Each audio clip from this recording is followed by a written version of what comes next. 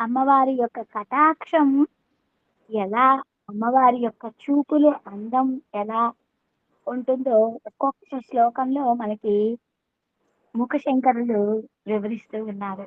ఇప్పుడు 11వ శ్లోకంలో ఏం చెప్తున్నారు చూడండి.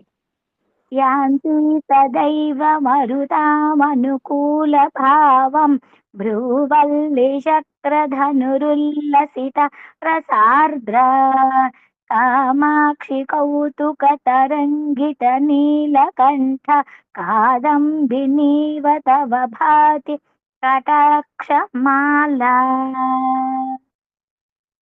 అబ్బా, నీ యొక్క కడగంటి చూపుల మాల, కటాక్షమాల, ఆ చూపులు ఎప్పుడు దేవతలకే అనుకూల్యాన్ని ఉంటాయమ్మా. నీ కనుబొమ్మలు అనేవి ఎలా ఉన్నది అంటే ఒక ఇంద్రధనస్సులాగా ప్రకాశిస్తుందమ్మా. అది ఇంకా ఎలా ఉందో తెలుసా తల్లి? శృంగార రసము, రసార్ద్ర. అది శృంగార రసముతో తడిస్తూ కుతూహలంగా ఉన్న మేఘము ఎప్పుడు నెమలి ఎప్పుడు మేఘం వైపు ఎప్పుడు వర్షం కురుస్తుందా ఆర్ద్రతతో ఎలా ఎదురు చూస్తూ ఉంటుందో అలాగా కుతూహలము పొంగిన శివుడి మేఘంలాగా ప్రకాశిస్తూ ఉన్నదమ్మా అంటున్నారు. అంటే ఇక్కడ అమ్మవారి కటాక్ష మాలికను మేఘమాలిక వలె ప్రకాశిస్తుంది అంటూ ఆచార్యులు వారు మనకి చెప్తున్నారు. మేఘమాలిక అనేది ఎట్లా ఉంటుంది? గాలులతోటి అనుకూలంగా చెలిస్తూ ఉంది. అంటే కటాక్ష మాలిక కూడా దేవతలకు అనుకూలంగా అలా చెలుస్తుంది. మేఘమాలిక పైన ప్రకాశిస్తూ ఉంది. ఆ మేఘమాలిక ఎలా ఉంటుంది? జలముతో తడిసి ఉంటుంది. కటాక్షమాలిక కూడా అలానే ఉల్లాసంతో ఉంది. అది దేంతో తడిచి ఉన్నది? దయారసంతో తడిచి ఉన్నది. ఈ మేఘమాలిక శక్రధనువును ధరించి ఉన్నది. అమ్మవారి కటాక్షమాలిక ఎలా ఉన్నది? భ్రూవల్లిలాగా ఉన్నది. మేఘమాలికను చూచి నెమలి ఎలాగైతే కుతూహలము చెందుతూ ఉంటుందో అమ్మవారి కటాక్షమాలికను చూచి శివుడు కూడా అలానే కుతూహలం పొందుతూ ఉంటాడు. నాలుగు పా పాదాలలో 4 రకాలైన విభిన్నమైన భావాలను ఒక్కటి చేసి అమ్మవారి కటాక్ష మాలిక అనేది మనకి చూపిస్తున్నారు శంకరులు. యాంతి సదైవ మరుతామనుకూల భావం భ్రూవల్లి శక్రధనురుల్లసిత రస రస సారీ రసార్ద్ర కామాక్షి కౌతుక తరంగిత నీలకంఠ కాదంబినీవ తవ భాతి కటాక్షమాల గంగాంబసి స్మితమయే తపనాత్మజేవా గంగాధరోరసి నవోత్పల మాలికేవా వక్త్ర ప్రభా సరసి శైవల మండలీవ కామాక్షి రాజతి కటాక్ష రుచిచ్చటాతే. అమ్మా, నీ యొక్క కటాక్ష రుచిచ్చట ఎలా ఉందో తెలుసా? ఆ కడగంటి చూపుల వెల్లువ చిన్నగా ప్రసరిస్తూ ఉందమ్మా. అది ఎలా ఉన్నది? ఆ చిరునవ్వు గంగా జలములాగా ఉన్నదమ్మా. తపనాత్మజేవా, ఇంకా ఆ గంగా జలముతోటి యమునితో కలిసినట్లుగా ఉన్నదమ్మా. గంగను ధరించిన ఆ శివుడు రొమ్మున నల్ల కలువల హారంలాగా ఉన్నదమ్మా. ఆ ముఖ కాంతి జలాశయములాగా ఉప్పొంగిపోతూ ప్రకాశిస్తుందమ్మా అంటున్నారు. అంటే అమ్మవారి కటాక్ష రుచి ఎప్పుడూ కూడా ప్రకాశిస్తూ ఉంది. ఎవరి మీద? శివుడు ఉన్నప్పుడు. ఆ శివుడు ఉన్నప్పుడు ఇంకా ప్రకాశవంతంగా ఉంటుంది. ఈ కటాక్షం అనేది అమ్మవారి యొక్క చూపులు ఎప్పుడు అయ్య మీద చూపులు ఎప్పుడు అమ్మ మీదే. ఆ చూపుల బాణాలు అలా విసురుతూ ఉంటే, ఆ చూపులలో ఇద్దరిని చూసే ఆనందం మనకి కలగాలి అనేదే ఈ కటాక్ష శతకంలోని ఆంతర్యం. అమ్మవారి ముఖం ఎప్పుడు చిరునవ్వుతో అలా ఉంటుంది. ఆ చిరునవ్వు ఎలా ఉన్నది? గంగలాగా ఉంది. అంటే గంగలాగా తెల్లగా ప్రకాశిస్తూ ఉన్నది. ఆ చిరునవ్వు కటాక్షము ఎలా ఉన్నది? దోబూచులాడుతూ ఉన్నది. చిరునవ్వు గంగలాగా అది అమ్మవారిపై వైపు యమున అయి చిరునవ్వు తెలుపుతో, నలుపుతో ఉన్న ఆ గంగాధరుడి రొమ్ము మీద ఆ కటాక్ష రుచి అలా చూస్తూ ఉంటే అమ్మవారి చూపులో ఒక నలుపు, ఒక తెలుపు. ఈ 2 కూడా ఆ నలుపు, తెలుపు వర్ణాలతో కూడిన ఒక మాలికలాగా ఆ శివుడి మెడలో ఒక మాలలాగా అయినది. ఆ చిరునవ్వు అంటూ నల్లని చిరునవ్వు, మందహాసమైన చిరునవ్వు. గంగాధరుడి మెడలో మాలైంది కదమ్మా! అంటున్నారు. అది ఎలా ఉన్నది? ప్రకాశిస్తూ ఉన్నదట ఇంకా ఆ మాల. గంగాంబసి స్మితమయే తపనాత్మజేవ గంగాధరోరసి నవోత్పలమాలికేవ వక్రప్రభాసరసి శైవలమండలీవ కామాక్షి రాజతి కటాక్షరుచిచ్చటాతే సంస్కారతః కిమపి కందలితాంధ్రసజ్ఞా కేదారసీర్మి సుధియ ముపభోగయోగ్యాన్ కళ్యాణ సూక్తిలహరి కలమాంకురాన్న కామాక్షి కందలయతు త్వదపాంగమేఘ. ఇక్కడ అమ్మవారి యొక్క కడగంటి చూపు ఒక మేఘముతోటి పోల్చారు. మేఘముతో పోల్చినప్పుడు అది ఎలా ఉన్నది? రసజ్ఞులు ఒక పొలము లాంటి వాళ్ళు. కవులు ఒక శోభనమైన వాక్కులతోటి వారి యొక్క పంట పండాలి. రసజ్ఞులనే పొలములో శోభనమైన వాక్కులతోటి వాళ్ళు పొలం పండాలి.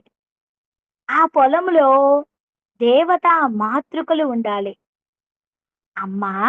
నీ కటాక్షము అనేది ఒక మేఘముగా ఉంటే, ఆ పండితుడైన కవి యొక్క ప్రార్థన, ఆ ప్రార్థన కాలమందే నెరవేరి రసజ్ఞత ఉంటుంది. కవికి రసజ్ఞతే ఆధారం. ఆ కవి హృదయం ఎప్పుడు తత్వంతోటి మమేక్యమవుతూ ఉండాలి. ఆ మమేక్యమైన దానిలో ఎంతో చమత్కారముతో కూడిన పదాలు ఉండాలి. అందుకని మామూలు రైతు ఎలాగైతే తన పంటను చూసి ఆనందం పొందుతాడో, రసజ్ఞుడైన ఈ కవి గూడా సరస్వతీ తత్వ దయం తోటి ఒక విందు అయిపోతుందనమాట ఆయనకి ఆయన పొలంలోని పంట. ఆ కవి హృదయము రసాత్వ రసాత్వతము అవ్వాలి. రసజ్ఞత వేరు, పాండిత్యం వేరు. పాండిత్యం కొంత తక్కువైతే రసజ్ఞతతోటి అంటే మంచి బుద్ధితోటి ఆ విమర్శలను ఎలాంటివైనా కూడా పండితులు దానిని చక్కగా విమర్శించగలరు. అప్పుడు కవి యొక్క రహస్య హృదయము రసస్య హృదయాల యందు ప్రతిబింబిస్తూ ఒక బ్రహ్మానందాన్ని పొందుతారు. ఇలా శంకర శంకరులు అమ్మవారి యొక్క కటాక్షము అనేది ఒక మేఘమాలిక అయ్యి అది కవుల యొక్క రసజ్ఞతుల యొక్క పంట పొందాలి అని అంటున్నారు. మనకి ఎన్ని చదివినా, ఎంత చేసినా చిన్నప్పుడు మనం ఒక మాట అనుకుంటాం. కథలన్నీ కంచికే. ఎందుకు? కంచికి వెళితే అక్కడ కంచిలో ఉన్న పండితులతోటి మనం ప్రశంసలు పొందగలిగితే అప్పుడు మనం ఇంటికెళ్తాం. ఎన్ని దేశాలు తిరిగినా అప్పుడు విద్య అంటే అంత గొప్ప ఆహ్, సంస్ స గొ గొప్ప అనుభూతి ఉండేది. అంటే విద్యని అంతగా ఆదరించేవాళ్ళు.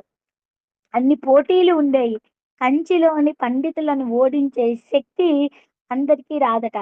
ఆ అందరికీ వస్తేనే వాడు ఇంటికెళ్తాడు. లేతే ఆ కంచిలోనే ఉంటాడు. అందుకని మనం చిన్నప్పుడు చెప్పుకునే మాట కథ కంచికి మనం ఇంటికి. కథలన్నీ కంచికే వెళతాయి. అంటే పండితులందరూ ఆ కంచికే వెళ్లి, ఆ కంచి పీఠంలో ఉండే వాళ్ళను ఓడించగలిగితేనే వారి ఇంటికెళతారు అని దానిలోని ఆంతర్యం. చిన్నప్పుడు మనం చదువుకునే ఒక్కొక్క మాటలో ఎంత గొప్ప అర్థాలుంటాయో తెలుసా? సంస్కారతః కిమపి కందలితాన్ రసఘ్న కేదారసీంని సుధియాముపభోగయోగ్యాన్ కళ్యాణ సూక్తిలహరి కలమాంకురాన్న కామాక్షి కందలయతు త్వదపాంగమేఘః చాంచల్యమేవ నియతం కలయన్ ప్రకృత్య మాలిన్యభూశ్రుతిపదాక్రమ జాగరూకः కైవల్యమేవ కిము కల్పయతే న తాన కామాక్షి చిత్రమపి తే కరుణాకటాక్షः.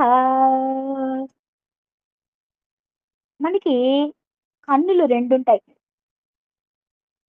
కానీ చూపు మాత్రం ఒక్కటిగానే ఉంటది. జీవుడు, జీవేశ్వరుడు 2 ఒకటే అవ్వాలి. జీవుడు వేరు. ఆ జీవుడిలో ఉండే ఆత్మ అనేది వేరుగా ఉండకూడదు.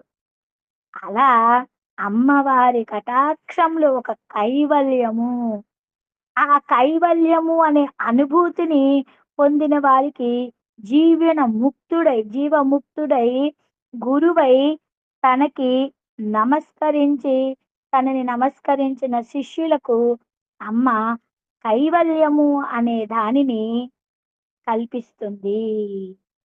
కైవల్యము అనేది ఈశ్వరుడితో ఐక్యం కదా!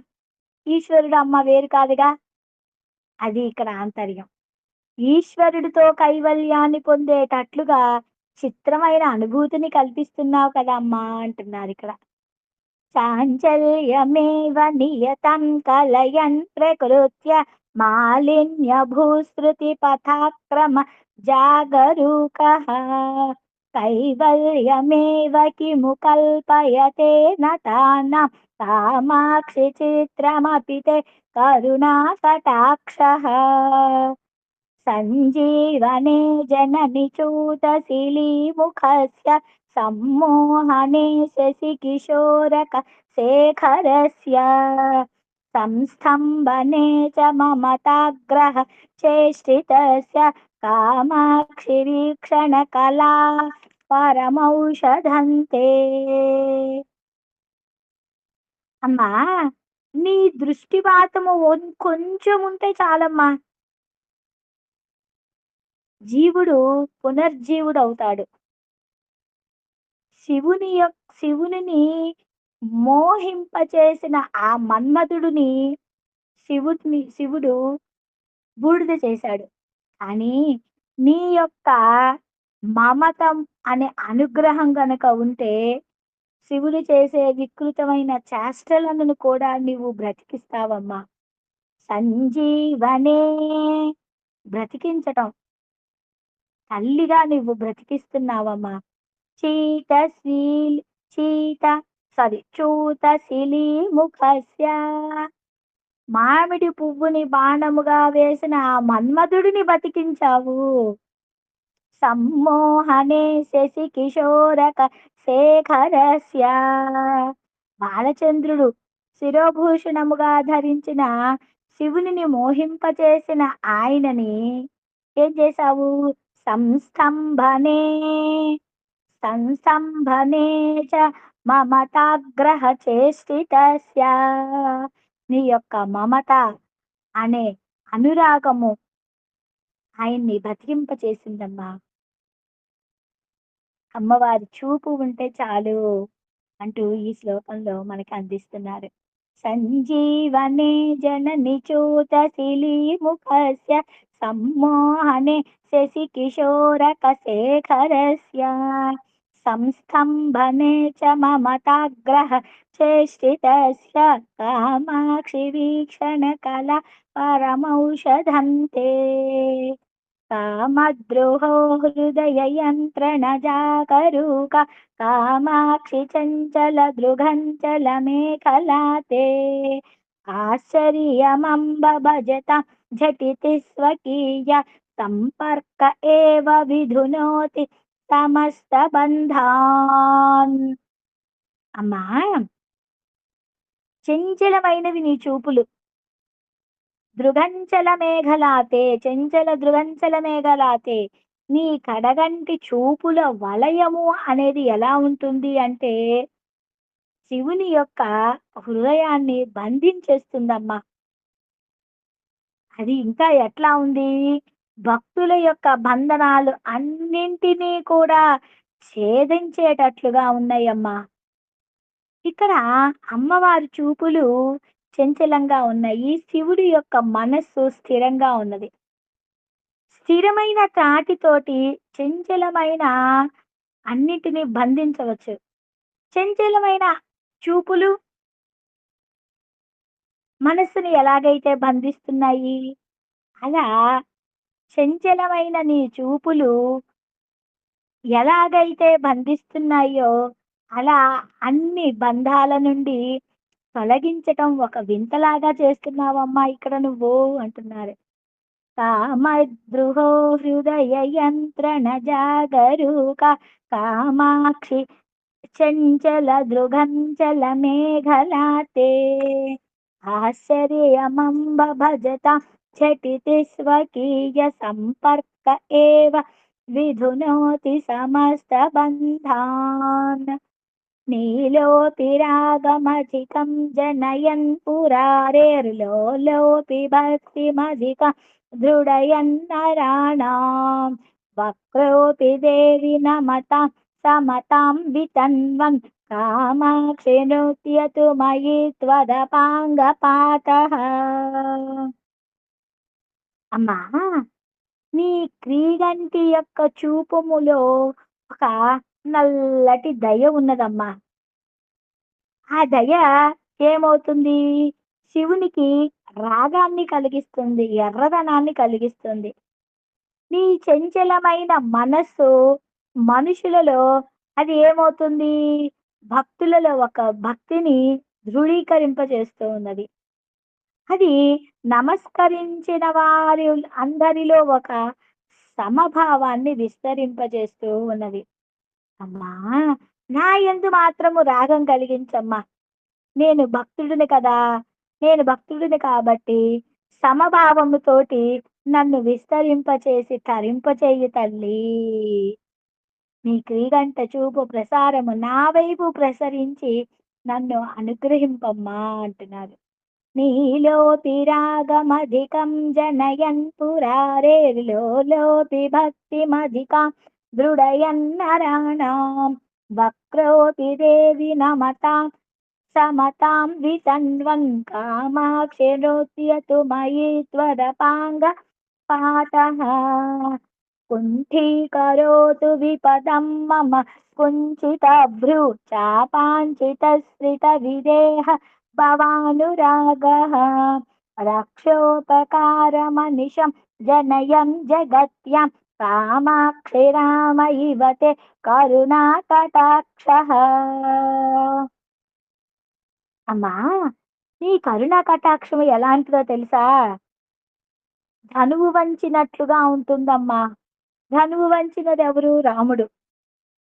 అలా నీ కటాక్షము రాముడు ఎలాగైతే ధనువును వంచాడో నీ కటాక్షము కూడా ఆ కనుబొమ్మలు ఉంచిన ధనువులాగా ఉన్నాయమ్మా. నీ కటాక్షము ఈ సంసారంలో ఉన్న వారికి దేహము, భావము, రాగము, ఈ రాహిత్యాలు అన్నింటినీ కలిగింపజేస్తుందమ్మా. రాముడు విదేహ రాజపుత్రిక అయిన ప్రేమను పొందినట్లుగా ఆ ధనువును విరిచి ఎలాగైతే జగములనన్నింటినీ ఆమెను పెండ్లాడి ఎలాగైతే అందరినీ రక్షించాడో అలానే నీ కరుణ కూడా జగద్రక్షణగా నా యొక్క ఆపదలను అన్నింటినీ కాపాడుతుంది. శ్రీరాముడు ఎలాగైతే జగద్రక్షకుడయ్యి చేత బాణాన్ని పూనాడో, అలానే నీ యొక్క కరుణా కటాక్షము కూడా మా యొక్క ఆపదలను అన్నింటినీ తొలగిస్తుందమ్మా అంటున్నారు. అంటే ఇక్కడ అమ్మవారి కరుణా కటాక్షము అనేది ఒక రామ బాణముతోటి పోల్చారు శంకరులు. శ్రీకామకోటి అదేనా? శ్రీకామకోటి శివల్ శివలోచన శోషితస్య శృంగార బీజ విభవస్య పునః ప్రరోహే ప్రేమాంబసాద్రమచిరాత్ ప్రచురేణ శంకే కేదారమంబ తవ కేవల దృష్టిపాతం. అమ్మా, నీవు శ్రీకామకోటి అనే పీఠానికి అధిష్టాత్రదానివైన తల్లివి. నీ యొక్క కడగంటి చూపుతోటి శృంగార బీజం అంటే మన్మధుడు ఎలాగైతే మొలకెత్తి అలా ఎత్తే ఆ ప్రేమ సాంద్రతను పొందాడో, నీ యొక్క దృష్టిపాతముతోటి మంచిగా ఉండేటట్లుగా చెయ్యి. ఎట్లాగా? కొత్త పంట వేస్తున్నప్పుడు మనము విత్తనాలు అన్నింటినీ చక్కగా నానబెట్టి, ఆ నానబెట్టిన విత్తనాలు అన్నింటినీ శుభ్రంగా కడిగి, పొలాన్ని శుభ్రంగా దున్ని, ఆ మొలకెత్తటానికి మనము ఆ విత్తనాలు అన్నింటినీ భూమిలోకి వేస్తాం. మూక కవి ఇక్కడ ఏమంటున్నాడు? శివుని యొక్క కంటి మంటకు బాగా పచ్చగా ఉన్న ఆ శృంగార రస బీజము మొలకెత్తించేటట్లుగా మన్మధుడు పూనుకున్నాడు. కావలసిన పొలాన్ని గుర్తించాడు. అది ఏమిటి? అమ్మవారి దృష్టిపాతము. అమ్మవారి దృష్టిపాతము ఎలా ఉంది? ప్రేమ అనే జలముతోటి తడిచి ఉన్నది. ఆ బీజాన్ని ఆశించినట్లుగా ఎలాగైతే మొలగొట్టిన స్త్రీ పురుష హృదయం లాగా ఉంటుందో, ఈ సంసారం అనే పొలములో అమ్మవారు దృష్టిని హేతువుగా ఎలా చేసిందో, కన్ను మూసిన ఈ సంసార బీజంలో కామం లేకుండా ఎట్లాగైతే ఉండకుండా ఉంటే ఎంత ఇదిగా ఉంటుందో, ఆమె యొక్క చూపు అంతగా ఉంటుంది. అంటే నిమిషో ఉన్మేష నిమిషోత్పన్న విపన్న భువనావళి. అమ్మవారి యొక్క చూపు అంత గొప్పగా ఉంటుంది. శ్రీకామకోటి ఇక్కడ ఎక్కడ అమ్మవారిని ఏ విధమైన సంబోధన లేదు. ఎట్లాగా? శ్రీకామకోటికి పీఠ స్వరూపరాలైన కామాక్షి అంటూ పిలుస్తూ ఉన్నారు. శ్రీకామకోటి శివలోచన శోషితస్య. కామాక్షి అనే నామాన్ని లేకుండా ఉన్న శ్లోకం ఏదైనా ఉంది అంటే ఇదే. శ్రీకామకోటి శివలోచన శోషితస్య శృంగార బీజ విభవస్య పునః ప్రరోహే ప్రేమాంబసాద్రమచిరాత్ ప్రచురేణ శంకే కేదారమంబ తవ కేవల దృష్టిపాతం. మాహాత్మసేవధిరసౌ తవ ధుర్వ్యలంఘ సంసార వింధ్య గిరికుండన కేలిచుంచుః ధైర్యాంబుధిం పశుపతే చులకీకరోతి కామాక్షి వీక్షణ విజృంభణ కుంభ జన్మ. అమ్మా, నీ యొక్క చూపులు ఎంత గొప్పయో అంటే, సంసారము అనే వింధ్యగిరిని దాటి వచ్చి సముద్రాన్ని ఒడిసిబట్టినంత మునులలో అగ్రగణ్యుడు అగస్త్యుడు మహాముని. అతను మహా మాహాత్మ్యము గలిగిన మానవునికి సామీప్యంగా ఉన్న మహాముని. ఒకసారి మేరు పర్వతము, వింధ్య పర్వతము 2 కూడా అంతకుముందు పర్వతాలకు పెరిగే ఇది ఉన్నది. ఎక్కడికెళ్తే అక్కడికి ఎగిరి ఎళ్ళిపోయే శక్తి ఉన్నది పర్వతాలకి. ఈ ఈ విషయం మీరు రామాయణం చూస్తే తెలుస్తుంది. ఇక్కడ వింధ్య పర్వతము, మేరు పర్వతము ఇద్దరూ పోటీ పడి నేనంటే గొప్ప, నేనంటే గొప్ప అని బాగా అవి పెరిగిపోయి సూర్యుడికి యొక్క గమనానికి కూడా అవరోధం కలిగించేటట్లుగా ఉన్నాయన్నమాట. మునులలో గొప్ప మహాముని. దేవతలందరూ సూర్యుడు లేకపోతే మనము ఆయనకి అర్ఘ్యం ఎలా ఇవ్వాలి అనేది అందరూ అనుకొని వెళ్ళి మహాముని దగ్గరికెళ్ళి వేడుకున్నారు. అప్పుడు ఆ మహాముని వింధ్య పర్వతం దగ్గరికి వెళ్ళాడు. వెళ్ళంగానే ఆయనని చూసి ఆ పర్వతము అలా వంగి నమస్కరించింది. ఆ వంగి నమస్కరిస్తున్నప్పుడు ఆయన అన్నాడు, నేను దక్షిణ దేశానికి వెళుతున్నాను. తిరిగి వచ్చేటట్లుగా నువ్వు ఇట్లానే ఉండు అంటూ వింధ్య పర్వతాన్ని ఆజ్ఞాపించాడట. అగస్త్యుడు తిరిగి రాలేదంట. వింధ్య పర్వతం తల ఎత్తలేదంట.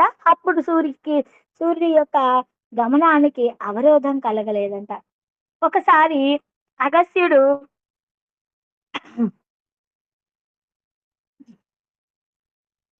ఏం చేశాడు?